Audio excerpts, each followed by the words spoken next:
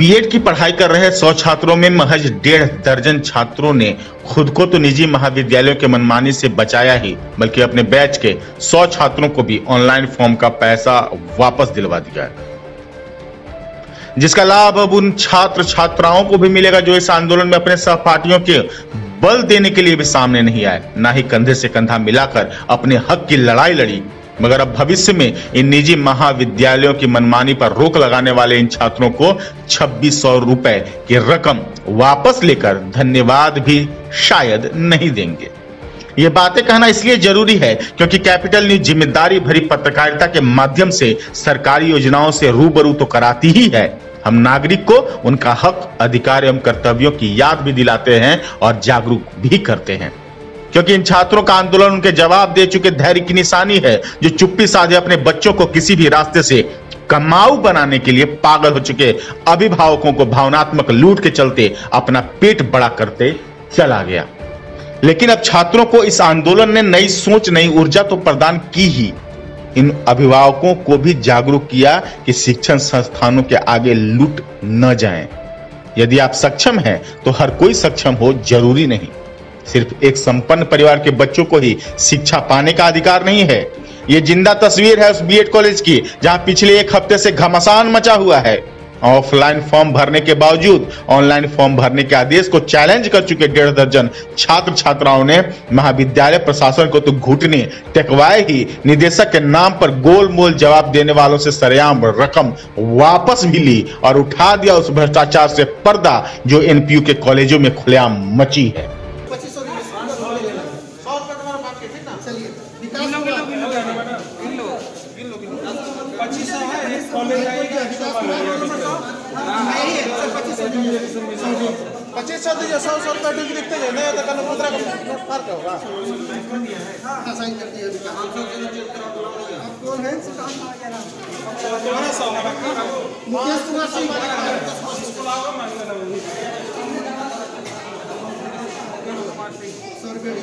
हम भी कुछ मांगे थे कॉलेज प्रशासन के तरफ से। उनको लग रहा था कि हम लोग के जो फीस होना चाहिए, निर्धारित शुल्क है परीक्षा का, उससे ज़्यादा पैसा लिया जा रहा है, या फिर प्रैक्टिकल के नाम पर ध्वन किया जा रहा है, या फिर मानसिक रूप से प्रताड़ित करने की बात की जा रही थी। अभी प्रशासन, कॉलेज प्रशासन से बात की गई, उनके द्वारा सभी बिल्लों पर सहमति बनाई गई है। हम लोगों को सूचना मिली थी कि जो बीएड कॉलेज है वहाँ पे कुछ बच्चे अपनी कुछ मांगों को लेकर के धरने पे बैठे हुए हैं और इनकी मांग जो है वो प्रबंधन सुन नहीं रहा। तो हम लोग को भी सूचना मिली, हम लोग आए, एसडीओ साहब भी थे साथ में, हम लोग प्रबंधन से बात किए और इन लोग का दोनों का बीच बचाव किए और मध्यस्थता करते हुए इनकी बात को प्रशासन के सामने रखे और जो कॉलेज प्रशासन है वो इनकी बातों पर सहमत हुआ है और अपना जो यूनिवर्सिटी है उसके प्रबंधन से बात करके इनकी जो जायज़ मांगे हैं उनको पूरी कर दी जाएगी, यही इन लोगों को आश्वासन मिला है। इस कार्यक्रम में, इस धरना में सदर एसडीपीओ और सदर अनुमंडल पदाधिकारी जी पहुँचे। उन्होंने छात्रों की बीच बचाव करते हुए, एक मध्यस्थता करते हुए हमारे कार्य को पूरा किया और हमारी जो मांगे थी उस मांगों पर इन्होंने अमल किया। इसके लिए छात्र संगठन इनके प्रति आभार है। लेकिन एक बात जरूर कहती है कि प्रशासन आज ट्रस्ट था और विश्वविद्यालय के पदाधिकारी मस्त था। पलामू जिला में नीलांबर पीतांबर विश्वविद्यालय संबद्धता प्राप्त दर्जन भर से अधिक बीएड कॉलेजों में एक रजवाड़ी स्थित कुमारेश इंटरनेशनल में मचे घमासान का तो अंत हो गया, मगर मांग की लिखित स्वीकृति पूरा करने के भरोसे के साथ प्रैक्टिकल में लिए जाने वाले रुपए का सबूत भी अब सबके हाथ लग गया। वहीं प्रभारी प्राचार्य तबस्सुम खातून का स्वीकार करते वीडियो के बाद प्रशासनिक अधिकारियों के सामने लिखित रूप से स्वीकार कर एनपीयू प्रशासन की कलई भी खोलकर रख दी है, जिसके बाद अनशन का समापन YJKSF एवं आपसू समेत बीएड छात्रों की ही जीत नहीं हुई, बल्कि पलामू में एक बड़े मुहिम की ओर भी ये लड़ाई बढ़ चली है, जहां नीलांबर पीतांबर विश्वविद्यालय प्रशासन अब अंगीभूत शिक्षण संस्थानों में व्याप्त अराजकता एवं भ्रष्टाचार पर पल्ला झाड़ मुंह नहीं चुरा पाएगी। कि प्रशासन आज ट्रस्ट था और विश्वविद्यालय के पदाधिकारी मस्त था। इसका जवाब विश्वविद्यालय के पदाधिकारियों को देना होगा, क्योंकि आज के बाद यह साबित हो गया है कि जो लूट मची है वह विश्वविद्यालय के संरक्षण में मची है। इसी के कारण कोई भी विश्वविद्यालय का पदाधिकारी आज इस बीएड कॉलेज में नहीं आया। 80 लाख रुपया 88 लाख रुपए घोटाले की बात है, जिसका लिखित उन्होंने कहा है कि प्रैक्टिकल में 2000 रुपये लिए जाते हैं। जहाँ तक मुझे मालूम है प्रैक्टिकल के नाम पर विश्वविद्यालय में 1 भी रुपये नहीं देने हैं। इस 88 लाख के लूट के खिलाफ अखिल पलामू छात्र संघ आवाज बुलंद करेगी और विश्वविद्यालय के संबंधित पदाधिकारियों को इसका जवाब देना होगा। प्रभारी नाम से शिक्षण संस्थानों को चलने का जवाब हो या फिर एन केन प्रकारीन छात्र छात्राओं से रकम ऐंठने की परंपरा या तो छोड़ना पड़ेगा या फिर छात्रों समेत पलामू के विरोध का सामना करना पड़ेगा, क्योंकि सवाल तो अब पूछा ही जाएगा कि 11 साल के बाद भी सैसों काल का ही दावा ठोक निकम्मेपन पर पर्दा कब तक डालते रहेंगे। और मेरा आज जो ऑनलाइन फॉर्म भरे थे तो मेरा पैसा मिला और 70,000 रुपया 500 प्रशासन इस पर जिक्र किया है कि इस पर कार्रवाई करके आपको पैसा दिया जाएगा। मैडम ने सारा चीज़ को एक्सेप्ट किया। उन्होंने एक्सेप्ट किया कि हमने 2000 रुपया दिया था और मैं रिटर्न करूँगी।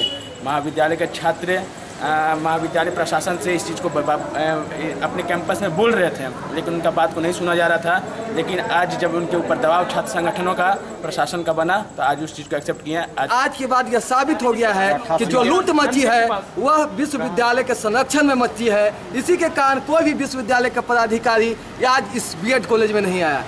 देश के नौनिहालों को कर्णधार बनाने की शिक्षा के साथ होता खिलवाड़ ने शिक्षा जगत में व्याप्त उदासीनता को उजागर कर दिया।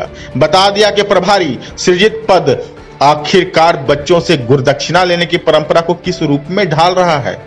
जहां मेकअप के सामान समेत सोफा कवर से लेकर चादर एवं टेडी बियर जैसे सजावट के सामान भी तसीले जाते हैं तो वसूले जाते हैं कक्षा नहीं करने के नाम पर या प्रैक्टिकल परीक्षा के नाम पर, इंटरनल भी एक्सटर्नल भी और तरह तरह के सुविधाओं के नाम पर।